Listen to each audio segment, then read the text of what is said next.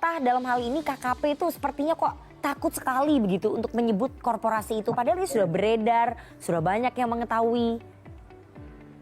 Ya, tadi kami juga sudah menyampaikan bahwa ini bukanlah baru ya, terungkap gitu. Ada satu pemberitaan di sebuah media dari pertengahan tahun lalu ketika pagar laut ini baru sepanjang 7 atau sampai 10 km lah kira-kira. Yang kita tunggu sekarang adalah keseriusan pemerintah. Dalam beberapa kesempatan kita mengatakan, jangan lagi kemudian ini dibiarkan menjadi sinetron liar yang berkepanjangan tanpa ujung gitu loh. Sampai kemudian prosesnya itu bukanlah mencari pelaku, tetapi ingin menyelamatkan pelaku. Betul. Ini memang teman-teman nelayan sejak awal tahu ya, yang memasang adalah yang berkaitan dengan proyek PSN PIK 2 ya. Dan ini sudah dilaporkan sejak awal, sejak tahun lalu. Iya, ya udah tahu dan bukan rahasia umum, semua juga udah tahu, lurah-lurah udah tahu gitu. Bahkan pelakunya juga sama di lurah-lurah itu juga. Saya ini seperti dikelola bukan oleh negara. Karena kami melihat ini negara nggak berani amat gitu untuk menindak. Baik, itu suara hatinya nelayan Tangerang. Negara seperti tidak berani melawan oligarki begitu, Mas Zenzi dari Walhi. Bahkan tadi di rapat resmi bersama dengan mitra kerjanya ya, Komisi 4 dengan KKP saja, KKP ini seperti tidak berani begitu ya, takut sekali membuka pihak yang bertanggung jawab. Jadi negara kalah dengan oligarki. Apakah tujuannya untuk menyelamatkan pelaku seperti tadi kekhawatirannya Bang Alex, atau memang negara sudah kalah dengan oligarki seperti kekhawatirannya Pak Khalid? Ya, yang pasti negara dikerjain sama oligarki saat ini, dipermainkan, dan kelompok usaha itu berani main-main itu pasti karena ada teman mainnya di pemerintahan. Oke, teman-teman, begitulah tadi ya, kita telah menonton cuplikan wawancara terhadap anggota DPR, kemudian Komisi 4 tentunya, kemudian dengan nelayan yang langsung ada di sana, Pak Khalid, ya, kemudian salah satu ahli hukum lah. Gitu. Dalam hal ini, kenapa negara itu seperti nggak berani gitu melawan oligarki dalam kasus, sebetulnya dalam berbagai macam kasus lah, tapi yang kelihatan banget kan sekarang saat ini adalah yang di mata saat ini adalah pagar laut di Tangerang.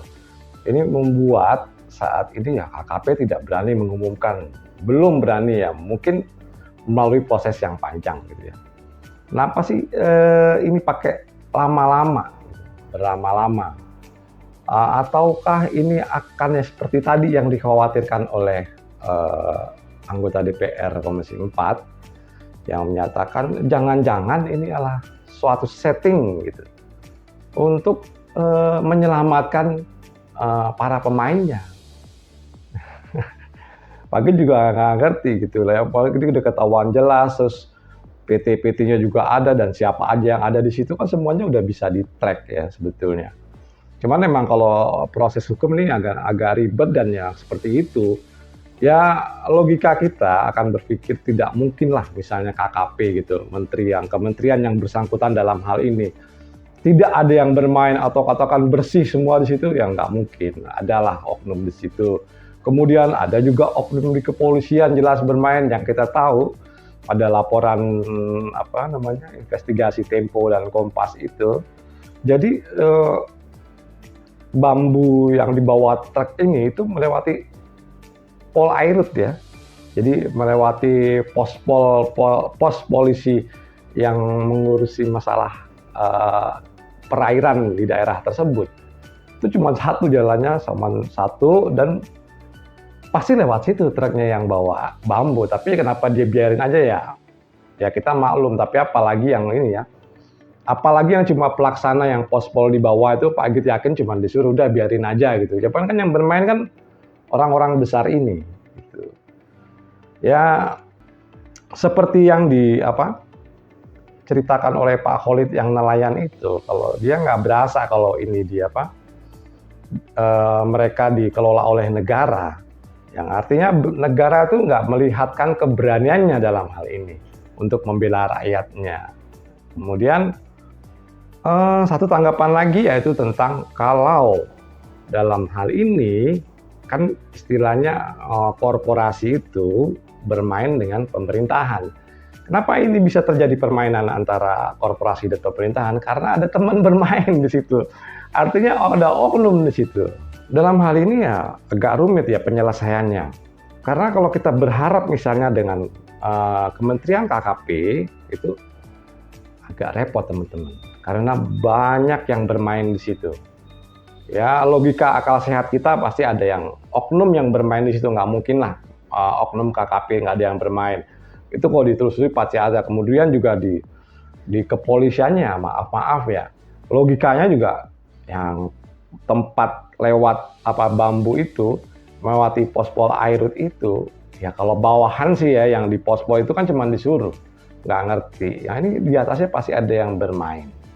Nggak mungkin lah tidak gitu. Nah, ini kalau melibatkan mereka-mereka yang berhubungan di situ, nah ini kalau menurut Pak Agit akan terjadi chaos nantinya.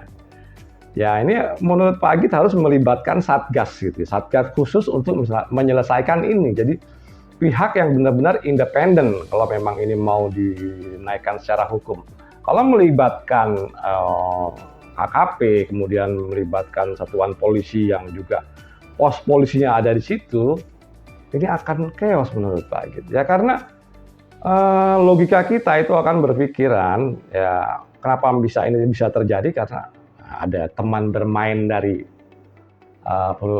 korporasi tersebut. Jadi korporasi punya teman bermain, ya teman bermainnya ini kan berada di instansi-instansi tersebut.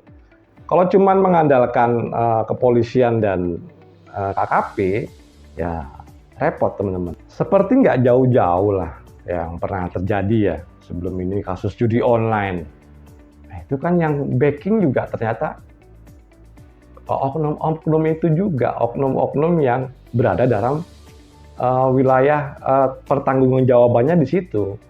Jadi bukan dari luar, jadi dari dalam ini udah nggak beres sendiri gitu.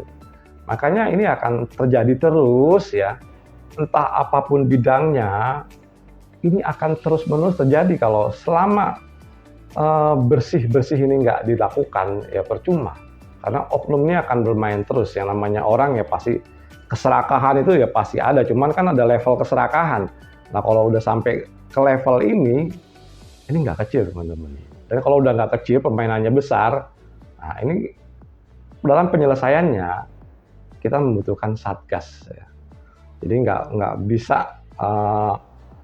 bisa melibatkan hanya instansi yang terkait saja, ini nggak bisa. Karena nanti ya seperti Pak Agit ulang tadi ya, ini akan chaos. Dalam hal ini kita ambil kesimpulan begini teman-teman. Jadi kenapa di sini ada teman bermain, artinya teman bermain dari korporasi terhadap pemerintahan. Kemudian pemerintah itu seakan-akan tidak berani melawan oligarki, yang kedua ya. Kemudian yang ketiga, ada kemungkinan untuk dalam kasus ini tuh untuk menyelamatkan para pemain, tapi bukan mencari siapa pemainnya, malah ini ada kemungkinan untuk menyelamatkan para pemain. Kenapa hal ini bisa terjadi? Satu-satu jawabannya yang paling mutlak adalah karena oknumnya ikut bermain di situ semua.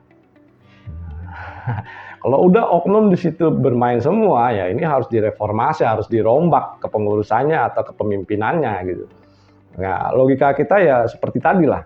Kalau kita balikin ke kasus judi online, nggak mungkin ada oknum yang tidak bermain dalam hal ini. Sampai kapan oknum ini akan terus melakukan permainan-permainan ini hingga negara mudah disetir oleh oligarki, kita nggak tahu juga. Sampai saat ini pun hitungannya negara masih gampang diatur oleh oligarki karena itu. Ya, karena oknum-oknum tadi masih bermain. Ini tandanya revolusi mental yang digadang-gadangkan dulu dari 2014 hingga 2024 itu nol besar hasilnya tuh nol besar ya, revolusi mental. Baik teman-teman, menurut Pak Agit tidak ada cara lain ya membuat negara ini menjadi benar-benar baik, itu tidak ada lain kecuali membuat komponen atau oknum-oknumnya bermoral dan berakhlak. Bila ini sudah bisa dilakukan, para aparat ini akhlaknya bagus, moralnya bagus, maka negara tidak akan kalah oleh oligarki. Demikian dan terima kasih.